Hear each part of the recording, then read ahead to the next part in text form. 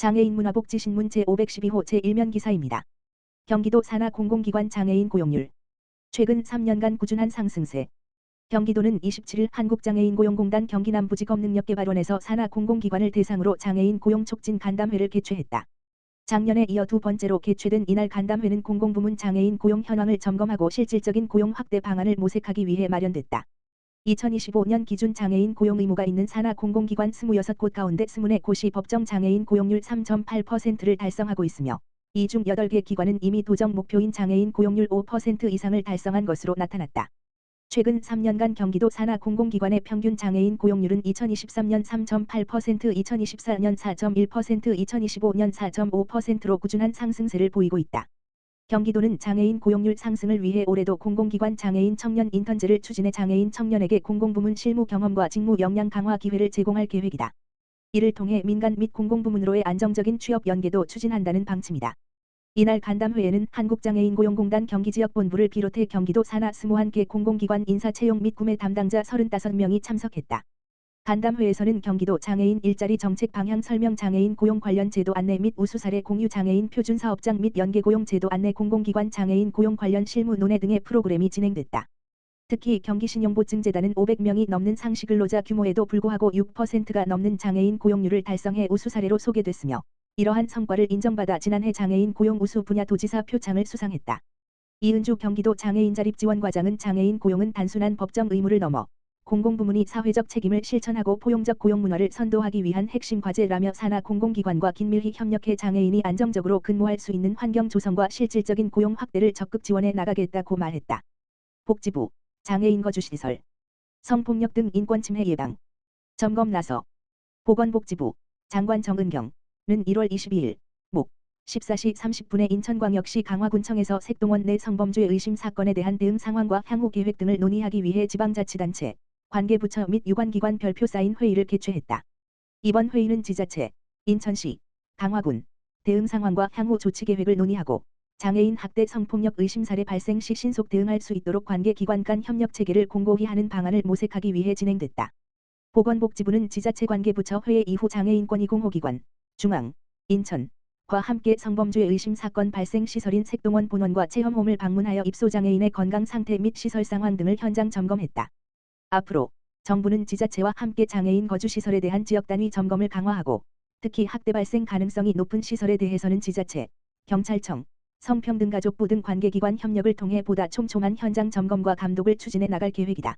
한편 보건복지부는 이슬한 제1 차관 주재로 1월 23일 금 13시 30분에 개최한 보건복지중앙지방협력회의를 통해서도 각 시도의 인권침해 예방을 위해 지역 내 장애인 거주시설에 대한 지도 점검을 조속히 실시하고 인권침해가 우려되는 시설에 대해서는 경찰청, 지원기관과 합동점검을 강화해줄 것을 당부했다.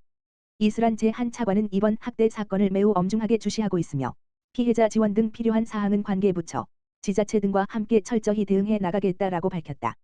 언제 어디서든 편리하게 스마트폰으로 장애인 자격 확인 가능. 보건복지부 장관 정은경은 1월 22일부터 모바일 장애인 등록증을 발급한다고 밝혔다. 모바일 장애인 등록증은 스마트폰 앱 안에 저장했다가 필요할 때에 앱을 실행하여 장애인임을 확인받을 수 있는 신분증이다. 모바일 장애인 등록증은 플라스틱 재질의 장애인 등록증, 이하 실물 장애인 등록증을 발급받은 장애인이 추가로 신청할 수 있으며 발급 비용은 무료다.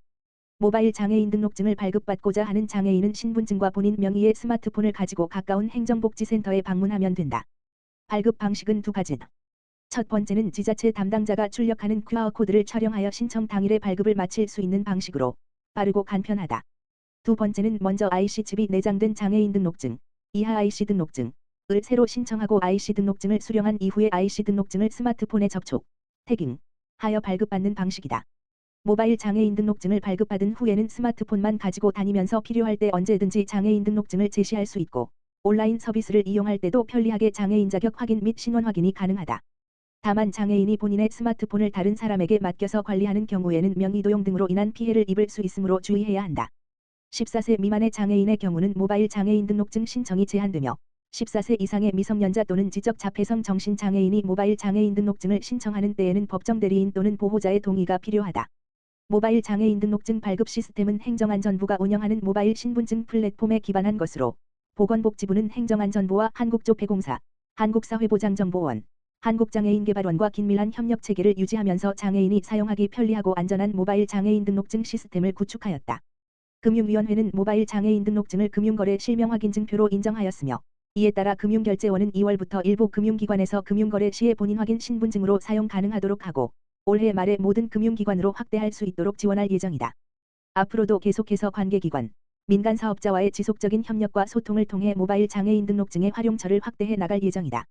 모바일 장애인 등록증 발급에 대해 궁금한 사항은 가까운 행정복지센터 또는 모바일 신분증 콜센터 1688-0990에 문의하여 도움받을 수 있다. 또한 유튜브에서 모바일 장애인 등록증을 검색하면 최국화 아나운서, KBS 제6기 장애인 앵커, 가 행정복지센터 방문부터 모바일 장애인 등록증 발급까지의 과정을 시연한 알기 쉬운 영상 자료 별표 사인을 볼 수 있다. 차전경 장애인정책국장은 모바일 장애인 등록증을 통해 활동이 불편한 장애인들이 보다 편리하게 서비스를 이용할 수 있을 것으로 기대한다라면서 장애인들이 안심하고 사용할 수 있도록 계속해서 관련 규정을 정비하고 시스템 관리를 철저히 해 나가겠다라고 밝혔다. 베리어 프리 키오스크 의무화 통합 돌봄 시행 앞두고 현장 준비 철저 당부. 보건복지부 장관 정은경은 1월 23일 금 오후 1시 30분 이슬한 제1 차관이 주재하고 17개 시도 복지보건국장이 참석한 가운데 2026년 제1차 보건복지중앙지방협력회의를 개최하였다. 이번 회의는 지난해 처음 개최된 보건복지중앙지방협력회의에서 논의되었던 과제의 후속 이행 상황을 확인하고 26년 추진되는 주요 보건복지 정책에 대한 중앙지방 간 협력 방안을 논의하기 위해 마련되었다. 복지부는 올해부터 전면 도입되는 베리어 프리 키오스크, 의료 요양 돌봄 통합 지원의 전국 확산 및 안정적 시행을 위해서는 중앙지방 간 협력이 필수적인 상황에서 지자체별, 사업별 시행 준비 상황, 중앙지방 간 협조 필요사항, 향후 계획 등을 긴밀히 공유하였다. 장애인 차별 금지 및 권리구제 등에 관한 법률 개정에 따라 베리어 프리 키오스크 의무화가 1월 28일 전면 시행될 예정으로 50평방미터 이하 소규모 공중이용시설, 소상공인, 테이블 주문형 소형 제품 설치 현장을 제외한 모든 사업장에서는 베리어 프리 키오스크를 설치해야 한다.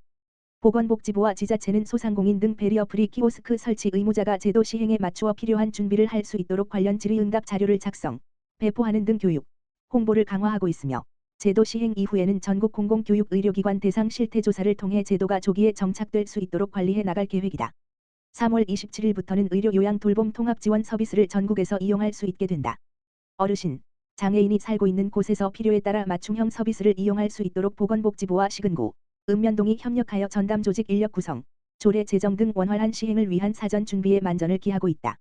그 밖에도 지역의료, 자살 예방, 청년 지원 등 주요 보건복지 정책 추진을 위해 보건복지부와 지자체가 상호 협력할 사안들에 대해 의견을 교환하고 지역 특수성을 반영한 효율적 정책 추진 방안을 논의하였다.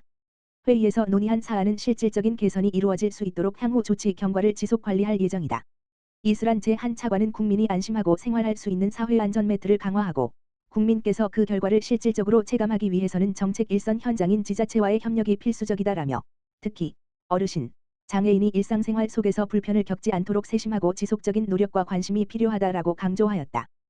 또한 향후에도 중앙지방협력회의를 통하여 중앙지방정부가 보건복지원팀으로 국민이 체감할 수 있는 성과를 신속히 창출할 수 있도록 꾸준히 소통하겠다라고 밝혔다.